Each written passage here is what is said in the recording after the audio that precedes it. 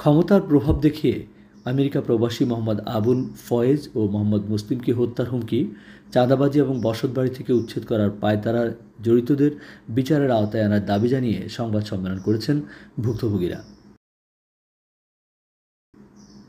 দুপুরে চট্টগ্রাম মেট্রোপলিটন সাংবাদিক ইউনিয়নে আয়োজিত সংবাদ সম্মেলনে লিখিত বক্তব্যে প্রবাসী মোহাম্মদ মুসলিম বলেন, এলাকার চিহ্নিত চাঁদাবাজ ও ভূমিদস্যু জাবেদের অত্যাচারে আমরা অতিষ্ঠ।